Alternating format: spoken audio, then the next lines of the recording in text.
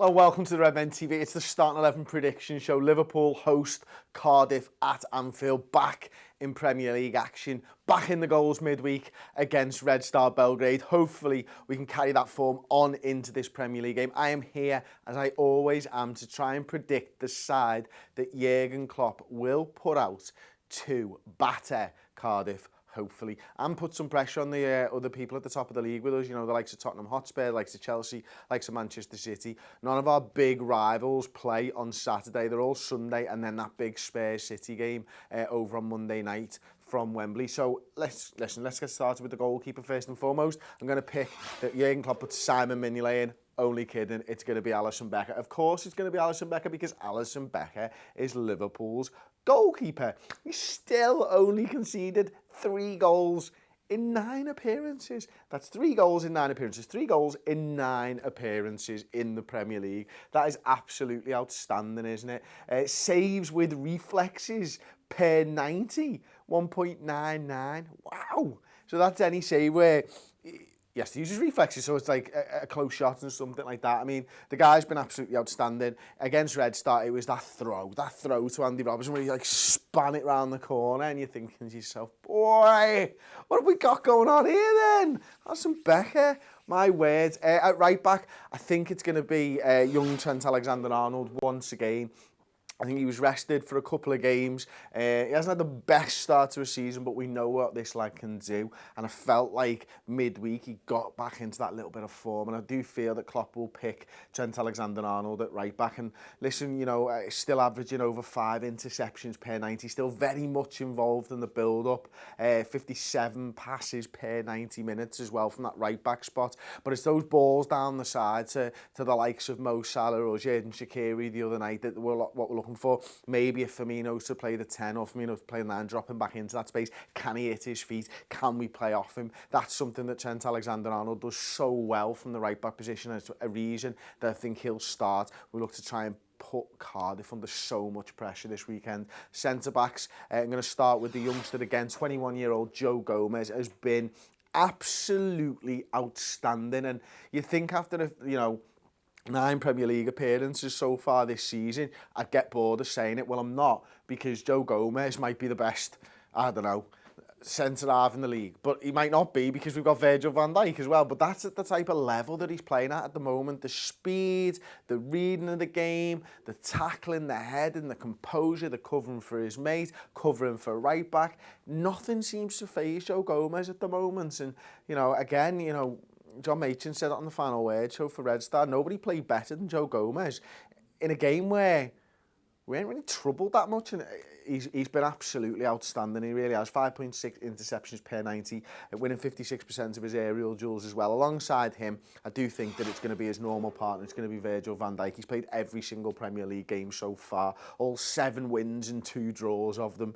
He's been just so integral to everything that Liverpool have been about since he came in and captained the side against Red Star. That kind of felt right as well, didn't it?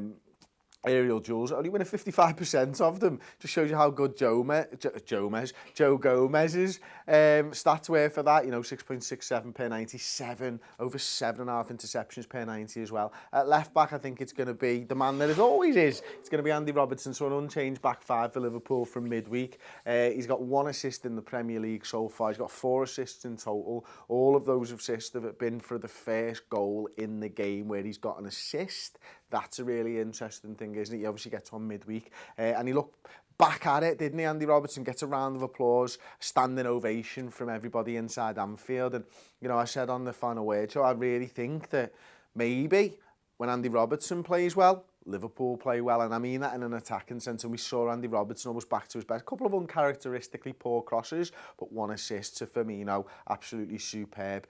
Contesting 8.36 duels per 90, over 4 interceptions, 61 passes from that left-back spot. Tells you just how integral he is to moving the ball forward. We tend to attack a little bit more down the left-hand side to the right. It was like 36 to 34 last time out in the Premier League as well against Huddersfield.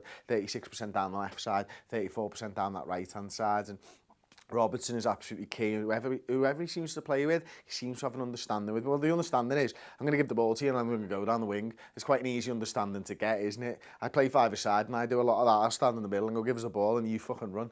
And you know, and that's what you want to see, isn't it, from Andy Robertson? It's very easy. It's actually tough for him because he has to do all the running. The midfielder must love it. He's like, oh yeah, just get the ball. I'll just knock that round the corner to you, lads. See you later, Robert. You have a little run there, mate. So in midfield, I'm going to pick a 4-2-3-1, and I'm going to pick Fabinho to keep his place in the starting 11. He's only played 26 minutes of Premier League action so far in that one appearance. 48 passes per 90 if you extrapolate those stats out. 17 defensive duels per 90 if you extrapolate that out. Love these stats when they get mad like that. And 3.4 into 6 interceptions per 90. But his performance for me against Red Star, now I don't want to get ahead of myself, but this is the type of thing that I thought we were going to get from Fabinho. I mean, the amount of duels that he won, 7 of 9 tackles was it that he won on the night as well. This is a different type of centre midfielder. There's a different type of 6 than we're used to seeing, but he's also got that range of passing. He's also got that ability to go past the man, and that's why I think Fabinho will start. Alongside Fabinho, I actually think it's going to be Gini Wijnaldum again. So far, completely unchanged. And as I say, this 4-2-3-1, we know he's got a goal. We know he's averaging over 4 interceptions per 90. It was a master stroke for me by Klopp to put Wijnaldum alongside Fabinho, because I felt Fabinho was able to express himself a little bit more. But that's not to say that Wijnaldum played poorly. I thought Wijnaldum was absolutely outstanding and deserves to keep his place in this lineup. I'm going to move on to number 10, and I'm actually going to pick Roberto Firmino again. So still unchanged. 2 goals, 2 assists. I'm very tired, to be honest with you today. And yeah, 2 assists. 2 assists, averaging 2 shots per 90. But I really liked him in that number 10 position. Just being able to have the Mane and the Salah running in behind and running off him and everything sort of going through him. It was really nice to see. And I want to talk a little bit more about that when we get the full screen graphic up, full team graphic up, sorry. So over to the right-hand side next. It's Big Shaq. Big Shaq with him. Still a scary picture, that, isn't it? Yeah, he's got 1 assist. He got an assist the other night in the Champions League as well. These are obviously all Premier League stats. I think he's going to start right wing. Going to move straight onto the left wing because I do want to talk about them. And that is going to be broken thumb man himself, Sadio Mane. 8 appearances, 4 goals.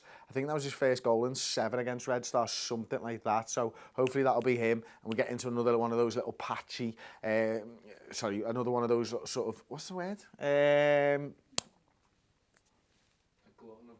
A glut of goals, why not? What I was trying to say is that Sadio Mane seems for me to play in like at a world-class level for a few games, and then he kind of tapers off a little bit. Hopefully getting Mane a goal again in midweek will sort of set him off into this another little run of absolutely fantastic form. And ahead of them, I think it is going to be the main man himself, Mo Salah.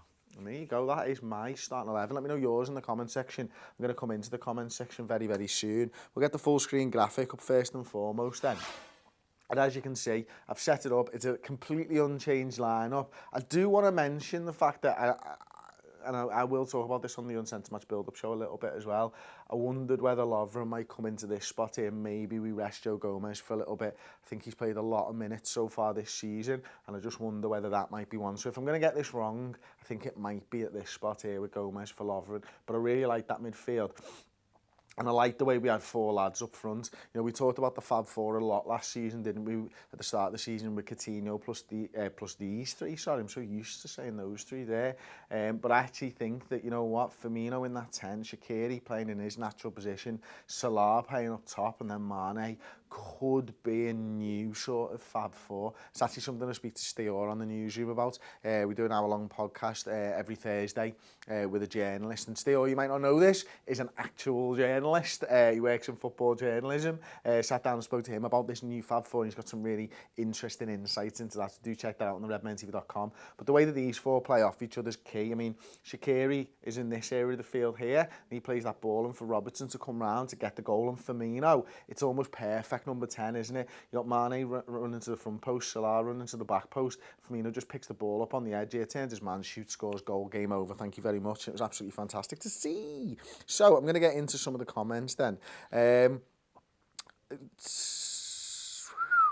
Wow, okay, I'll do one and then I'm going to ask Tom for some.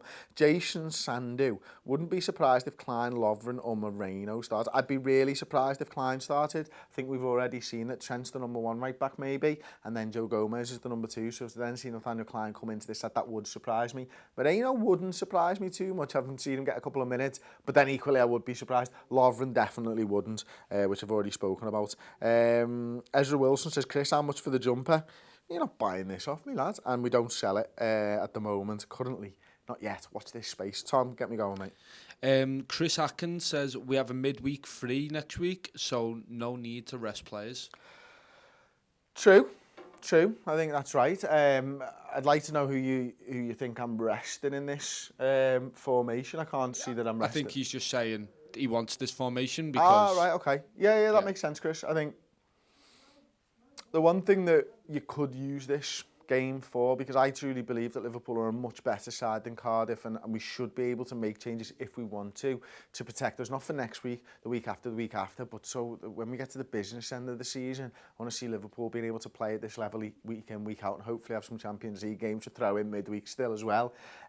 So what you could do now can still protect players for much later on in the season, of course, but equally, I actually wouldn't mind seeing this against Arsenal next week, which is why I think I'd like to see us play some variation of this. I do talk about it on the build-up show. I actually wouldn't mind seeing Gomez here in this game and Lovren here, because I think that's what he might do against Cardiff. So the moment it's for Gomez at right back could help him.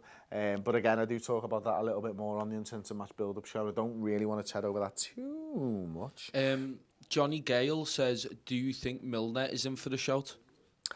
I think he probably is, isn't he? I think, Milner deserves to come back from injury and go back into this side because of the level that he's played at for, a year now, maybe more, the level that he's played at since he came into this side.